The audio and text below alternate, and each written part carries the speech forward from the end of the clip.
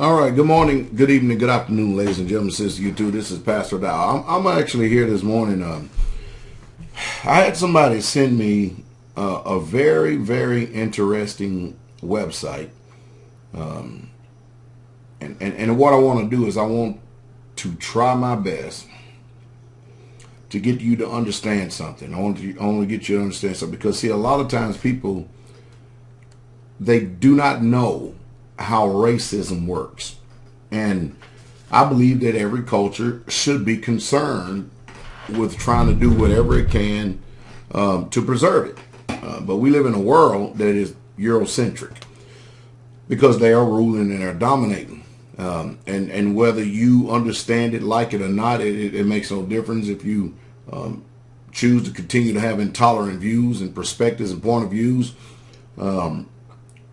They have the ambition and the dream to make sure that their form of a world and society dominates. And that's just all there's to it. And the rest of the world understands this, but the people in the United States of America, we're having a hard time discerning a lot of times, especially reading between the lines. You know,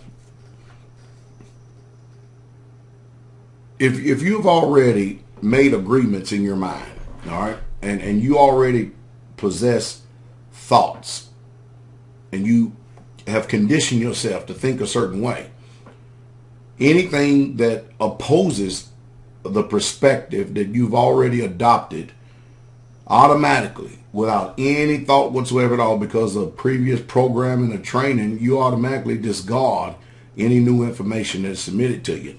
And I want to show you something because see what I get. This thing is called the new Observer. The New Observer, and of course it has Thomas Jefferson and George Washington on the top up there. But what I'm going to do is I'm going to show you a little bit about this, because now this is a publication to where it is a hardline Eurocentric point of view. In other words, it is a hardline white point of view. Now, don't get me wrong.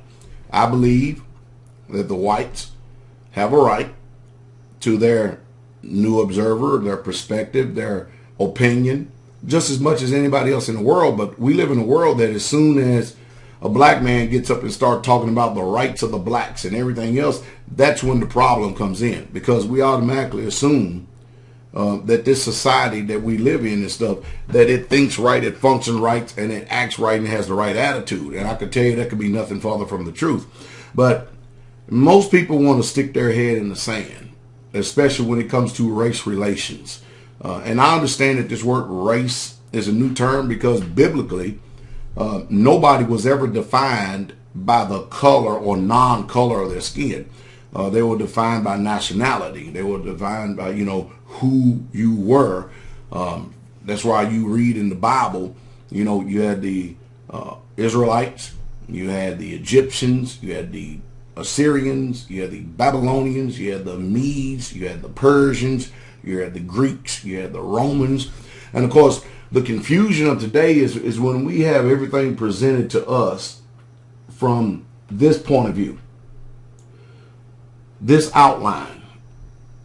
The minds cannot go back because they're ignorant of geography and ignorant of history. They cannot go back and try to really think the way that their mind should be processing thought and the way that they should be functioning. And the reason why they can't do that is because they have been trained. And so to entertain any other ideas or any other perspective and stuff would make you have a guilty conscience. For instance, most people don't know how to handle Pastor Dow, because when I talk about subjects, I talk about anything, I just tell the truth. I don't have a guilty conscience by calling black, black, white, white, red, red, yellow, yellow, brown, brown. I have no trouble whatsoever at all. I just tell it like it is. If you have challenges, if you have certain things in your heart and mind that you have convinced yourself to be convicted of, that's your prerogative. That's your idea. But what I want to show you here is this. Now let me get to this here for a second. All right, look what it says. It says, and I'm reading the Observer right here, and I actually went on this site right here. I actually started looking. I'm like, man, it looks like that there are a lot of articles on this particular site right here that has to do with the preservation of white people, which I believe if you are a white person, you should be concerned. Just like the blacks should be concerned, and the browns, and the yellow mans, and the red mans. Everybody should be concerned because that's why we're all different.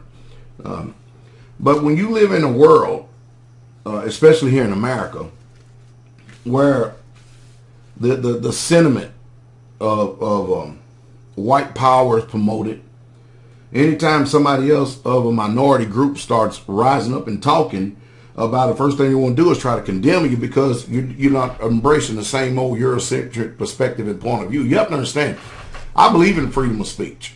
And I believe as a man that I should defend your right to be able to speak freely. At the same time, that means that if you have freedom of speech, that means that the other person who you may disagree with, they have freedom of speech as well. And in this freedom of speech, while I think we should definitely stay away from personal attacks, which most people don't have the intelligence to do, and sometimes you just simply can't do that when you're stating facts about certain things. You just have to tell the truth.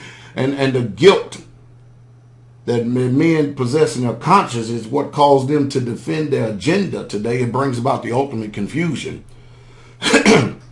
But I think that all of us, we have to get past this thing where we are afraid to say certain words simply because the American school system, the federal school system and their curriculum, as well as the news media, has tried to shape our minds. I think that's one of probably the best things I've ever done in my life is not having a TV signal here on this community. Here, because I tell you the truth, I haven't had a TV signal in my own personal home dwellings. I know it must have been 20, 23, 24, 25 years, something like that. And I don't miss it. Now, I do have access to the internet and stuff, but see, I don't have these people sitting up there communicating. You know, when you're sitting in front of that one-eyed monster called that TV set, you are in the receive mode. You're not sending anything. And most people, if you would just grasp the conscious, and I know I have a lot of digressions here, but if you would just grasp the consciousness of what I'm saying, then maybe you can start exercising freedom and liberty for the first time in your life and actually start embracing truth.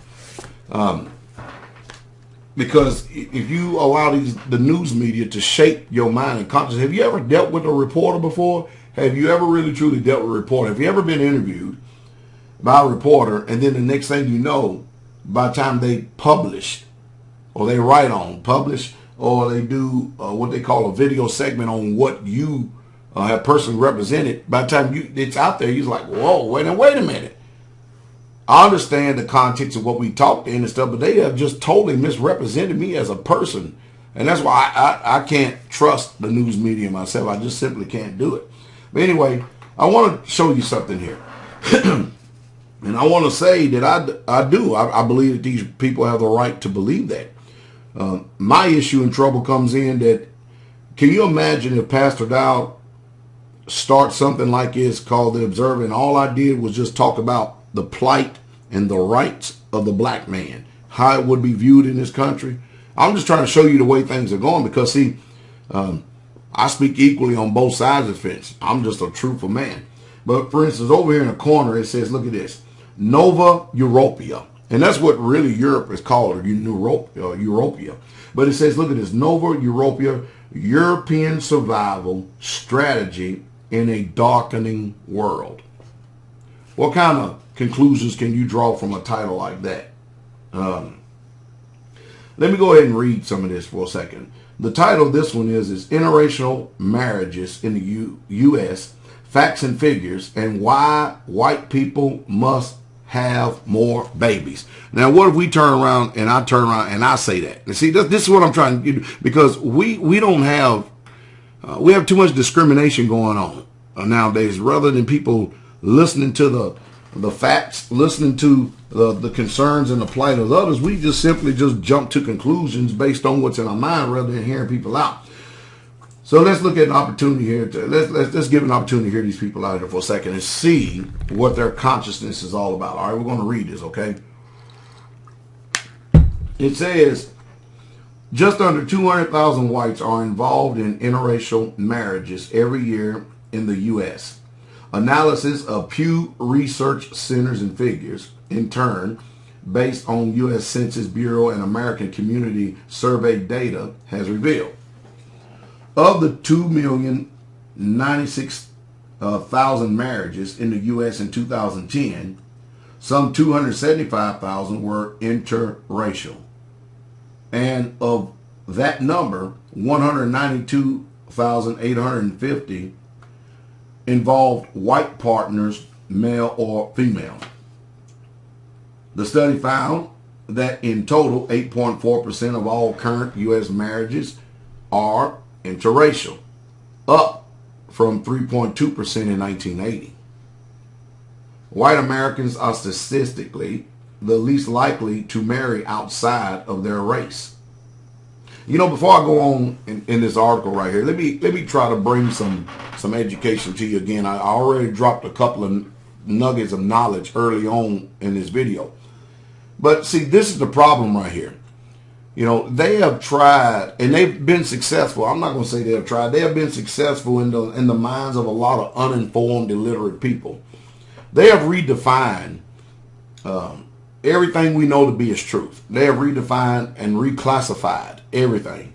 You know, when you go to the Table of Nations, let me give you an example. You go to the Table of Nations there in Genesis, the 10th chapter. It breaks down basically all nations coming from three men, Shem, Ham, and Japheth. All right. But the reclassification that they have used today is Caucasoid, Mongoloid, and Negroid. And of course, you have to figure out now where that comes from. And then they start defining things by race: black, white, red, yellow, brown. All right, that's just the way that people have started to view things and look at things today. And of course, if we're not informed of what history is all about, that's how we're going to start looking at things.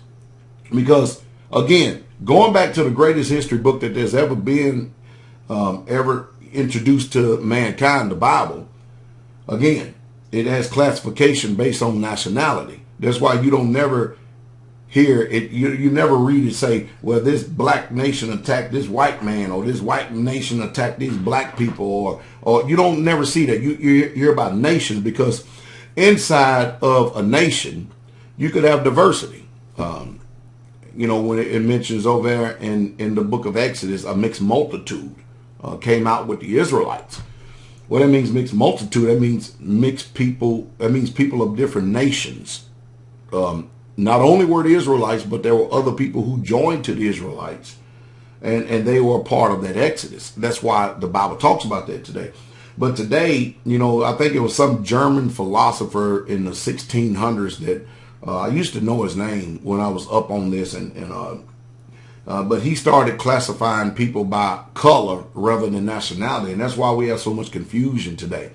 But then when you watch the function of the United States of America, they all want us to be one nation, one people, under one God, one government, while we have diversities and philosophies of religious beliefs. And that is insanity. As a matter of fact, if you go over here, if you would go pick up this book right here, it was in the original 1611 King James Version of the Bible. Now I got it in here somewhere. I got 1,000 books in this place. If you go in here and you read the history of the Maccabees, you'll see that Alexander the Greek, as well as all of his generals, they had the mind to make all the conquering nations that they conquered one people. And it was their dream and ambition more than anything to make the Israelites consent to their laws. And when they didn't consent to their laws, they threatened them with death, and they killed many. But then many Israelites caved under the pressure of the Greeks and gave in. They literally gave in. And they, in essence, became Gentiles, became Greeks themselves. And this is facts. This is actual factual history right here. But the point that I'm making is this, is that when you read this, which has been taken out of your King James Version of the Bible, you'll begin to understand when the Old Testament ends in Malachi and then the New Testament begins in the Matthew. You'll begin to understand, okay, how did it end with the Persians? And then all of a sudden we done jump to the Romans. And there's nothing bridging the gap for us to understand what's going on in this world. Because whether you like it or not, people are religious. Even if they don't believe, they still religious in their belief. And whoever God that people are going to serve, that's basically what all these wars are about. America can sit up there all day long and act like that they're interested in somebody else's culture and the injustices that are going on all across this world. But who is going to come and save us for our own government that's just done literally gone mad? I mean, our government has literally been hijacked by communists and terrorists. And they're actually fighting a war against the people here in America. Who's going to come and deliver us from this beast that's running this thing over here? And so we go stick our nose and we tell the American public that they're doing this to their people. They're doing this to these people. And what do you think the world is looking at when they see cops killing people and macing women and beating them on the streets and shooting them with fire hoses and everything else? What do you think the world's point of view is of that? But then all of a sudden we see the same thing going on over there, and we want to take our military power and might and go blow the hell out all that country, including calling it a necessary evil if we have collateral damage of killing innocent civilians, be it women, children, baby, child, makes no difference. And we call it a necessary evil. And if you don't believe it, go back and see what Madeleine Albright had to say when she was Secretary of State. I mean, we got some problems up here. But if you read this, and you'll see this the same thing going on today. America wants the whole world to march after its own tune, its tune. And there's biases all over the place. But anyway, there's a concern going on today of the white man. And it's just literal concern. And the concern is that all the bleaching out, all the whitewashing of history that they've done, and all the seed that they have spread throughout this whole world and stuff, now they're concerned that the reverse is taking place. All right? And that's the reason for this article right here. And it says, some 2.1% of married white women and 2.3% of married white men had a non-white spouse. 1.0% of all married white men were married to an Asian American woman, and 1% of married white women were married to a man classified as other. All right. Hispanics and Asians remain the likeliest to marry outside of their race. And the increasing number of interracial marriages mostly reflects those groups. A larger share of the general population, the total number of Americans who listed their ethnicity as mixed race was just under 9 million in 2010. Of the 275,000 new interracial marriages in 2010, and mind you, you got to understand that people are wising up to this marriage thing, getting married by the state. Now, I know I'm interjecting a lot here, but I'm trying to bring information and present truth to your mind to get you to draw narratives and conclusions so you'll be able to see exactly what's going on today and how they're mistreating us as a people. My thought here is people are not opting into this state marriage thing. And you have to ask yourself, for instance, you have the homosexuals. They're looking for recognition by the state in order to get married. And we have to ask ourselves, why should we go and look for recognition from something that is an institution that's been from the beginning of time? I mean, a man met a woman and say, I marry you. They went and had sex and they was married. They spent their lives together. And then if a man saw another woman, he married her too.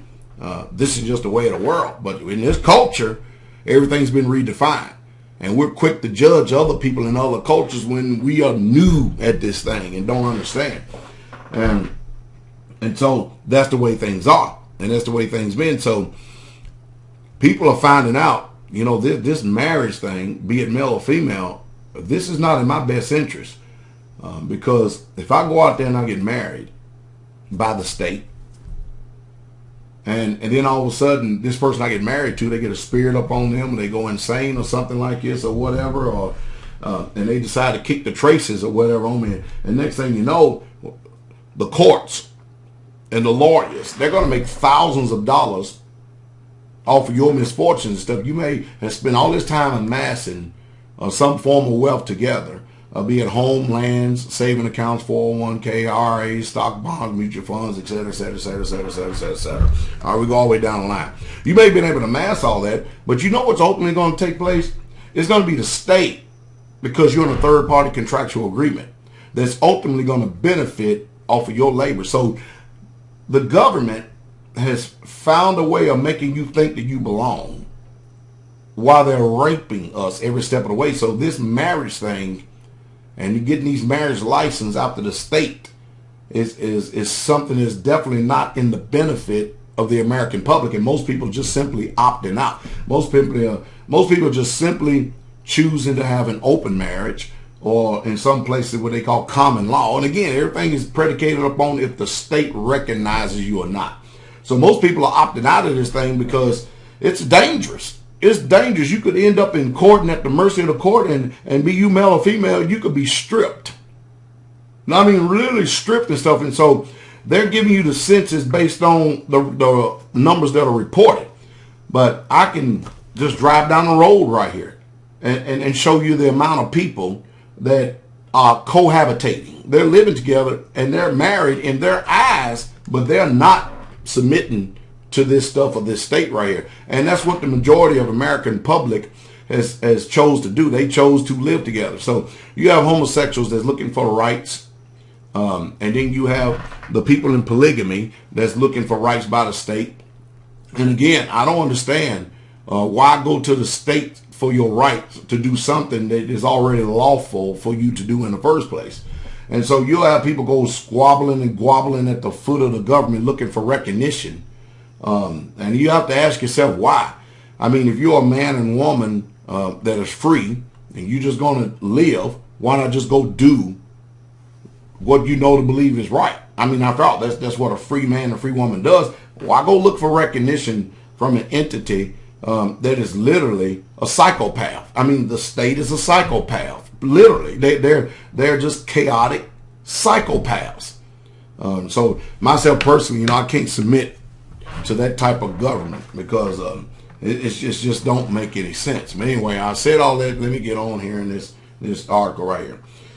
43% were white and Hispanic couples. 14.4% were white Asians. 11.9% were white black.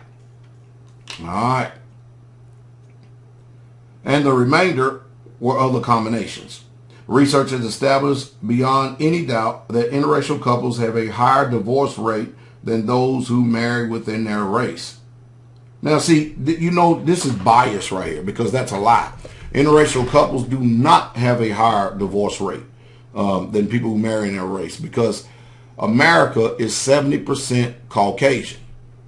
And when you have the blacks that is probably hovering around 11%, then Hispanics at 13%, and then others at 7 or 8%, how in the world can they be the highest? I mean, is that based on their population? No, it's not so. It's just not true. And so when you have people that fudge numbers and they have an agenda, when they report things, they're trying to put things out there for you to try to tell you it's a certain way, when the really truth is just simply not true. It's not so. But hey, after all, even reading this article, this is all about an institution that is sending information. I have to make sure that while I'm receiving this and I'm listening to this, that I stay proactive in my mind, always able to embrace what I know to be the truth in my conscious and mind, rather than listening to what these people are saying, because I could be affected. The famous 2008 study by Jennifer L. Bader of Rosalind B. King, But It Will Last. Let's see what else it says right here. Marital instability among interracial and some race couples, family relations. It says, found according to the adjusted models predicting divorce as of their 10th year of marriage, interracial marriages are the most vulnerable, involved white females and non-white males, with the exception of white females / Hispanic white males relative to white couples. Conversely, white men, non-white women couples show either very little or no differences in divorce rates, or as in the case of white men and black women, the sustaining less likely than white couples to divorce in their 10th year. And again, this is their public opinion because they're trying to use the numbers, allegedly, and then they're interjecting their thoughts and stuff because this is, remember, this is a pro-white article, okay?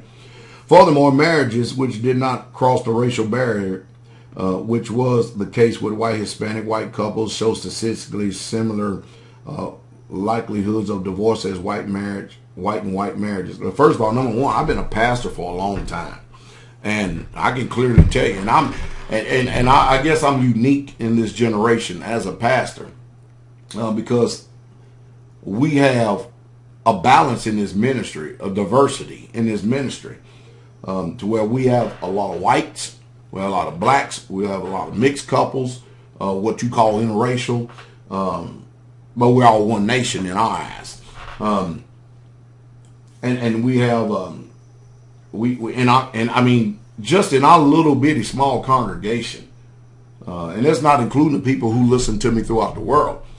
You know, I have people from Africa, Indians, Japanese, Chinese, Koreans, blacks, Israelites, whites, some mixed, some not, mulattoes.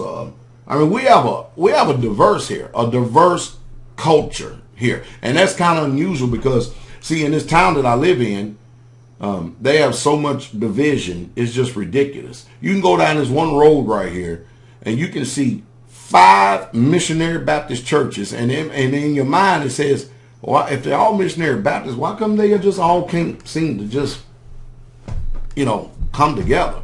Well, because they have differences in theology and doctrines.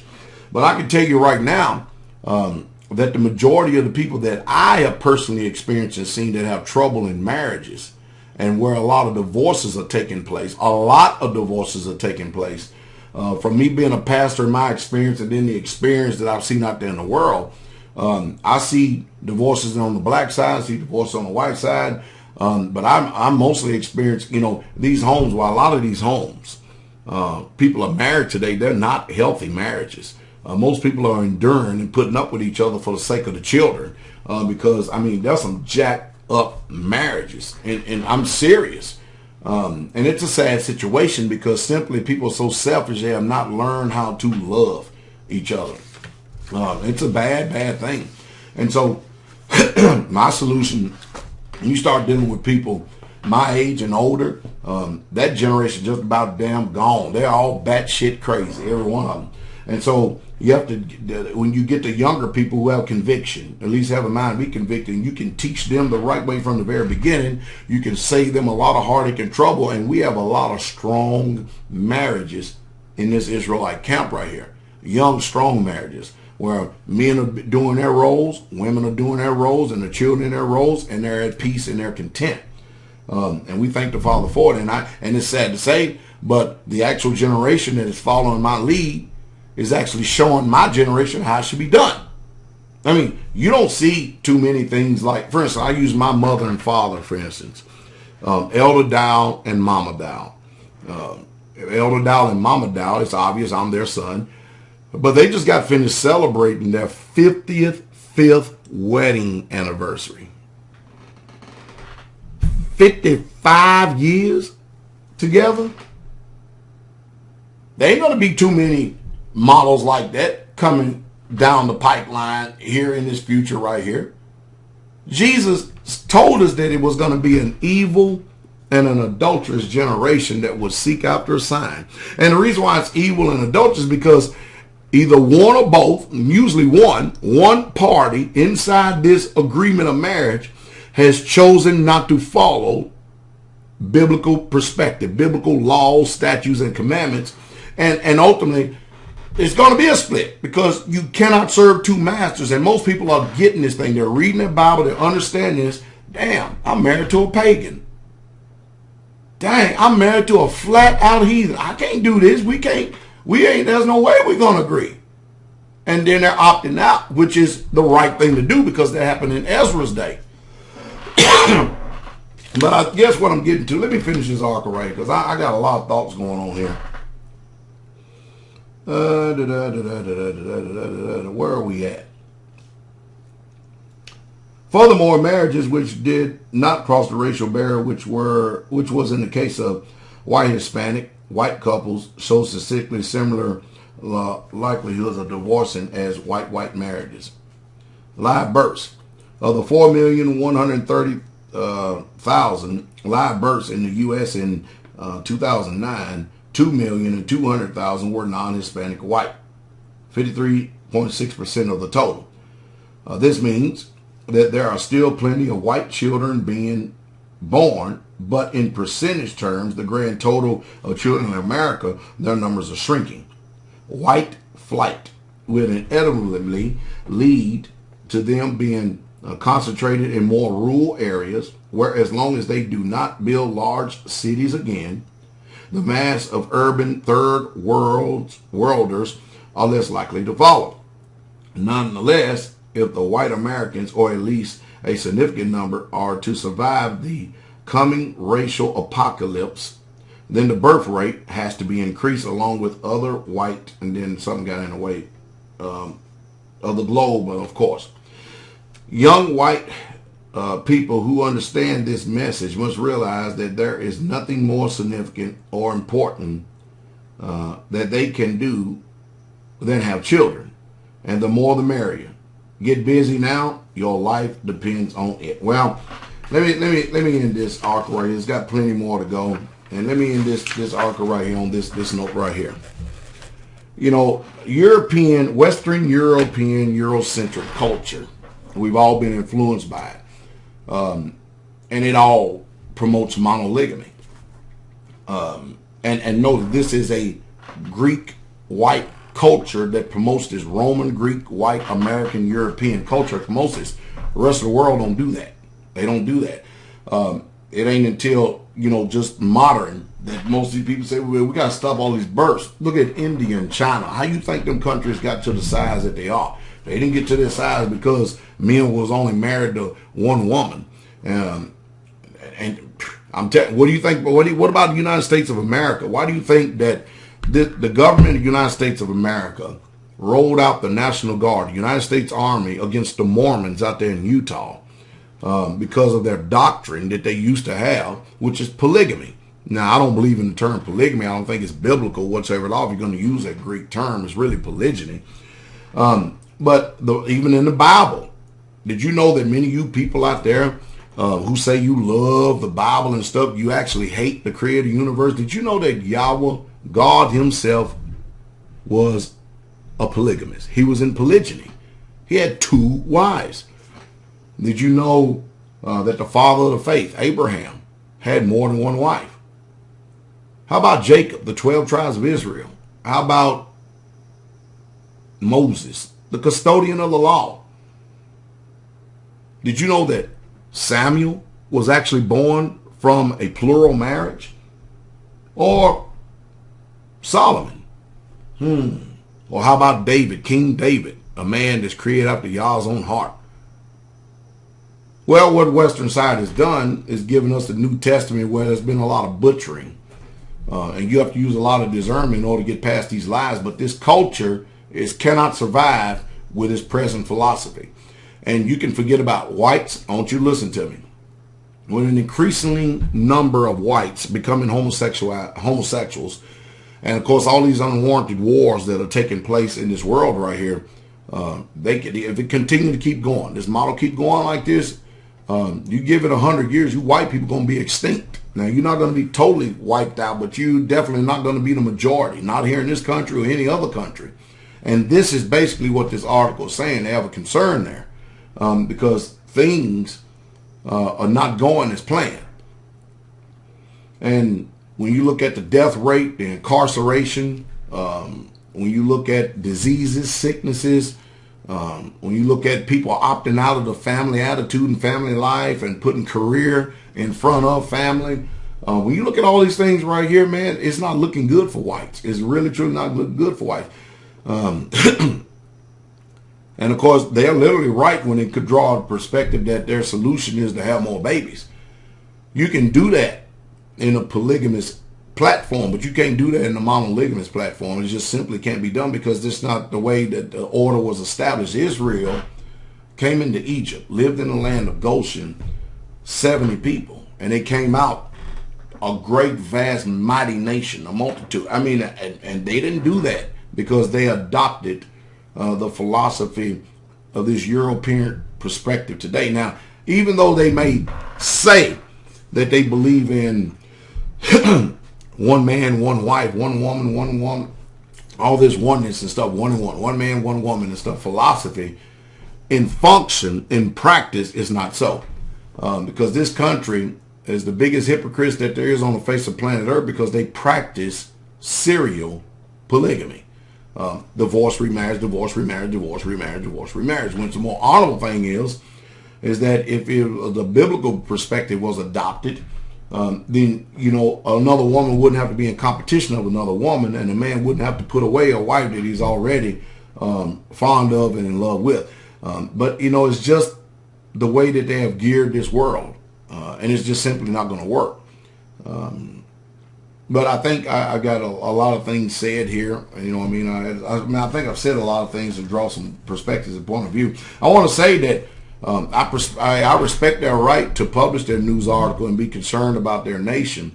Equally, at the same time, whites should respect the blacks and their perspective and point of views going forward. I think there should be tolerance on both sides of the fence. I really truly do. But when you start dealing with facts of things, if you ignore them, you're going to repeat the same mistakes of the past. It's just a sad situation. So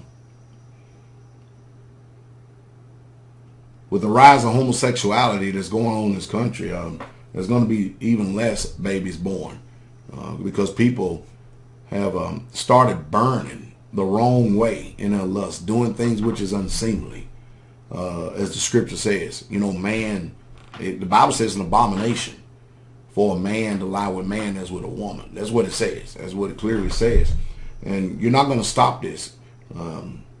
I would suggest that if you're going to preserve any part of your culture, no matter who you be, you get back to a biblical perspective. Follow what the Hebrews did, and you'll be all right. Anyway, I hope I said something that will happily bring some type of inspiration. But I tell you what, people have put their opinion as truth, and they have accepted opinion as facts, and you just simply can't build a strong, mighty nation like it. So America's being destroyed. We're turning to a third world country, like I said it was going to happen. And the future is definitely not looking bright.